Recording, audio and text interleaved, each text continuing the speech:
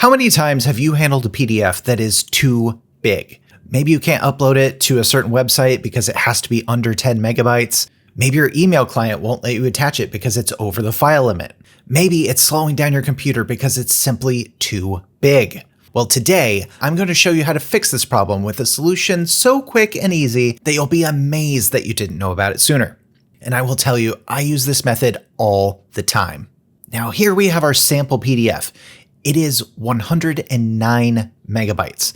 That is way too big to upload to most websites, and it is way too big to email. At this size, it's not terribly useful for anything except for taking up space on your hard drive. And then when we take a look at our sample PDF, we can see that it's 8 pages. It has some text, some logos, it has a few photos. Don't ask why they're all of wood chips. Let's just pretend that you work for a landscaping company. Who knows? The point is, it's a very big PDF, and you need to make it smaller.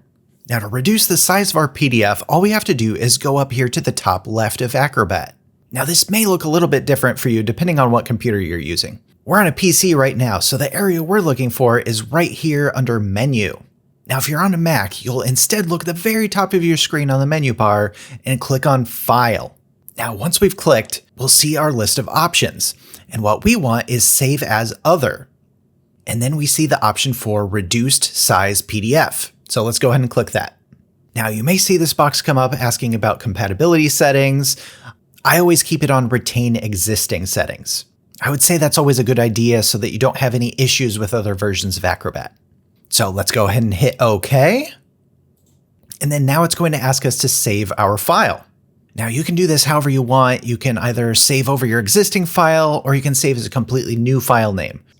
Often in my case, I keep one copy at full size for print quality. And then for this smaller copy, I just add a little underscore with SML at the end, just to let myself know that this is the reduced size PDF. But you can save this in whatever way makes the most sense to you. Everyone has their own system. Now let's go ahead and hit save.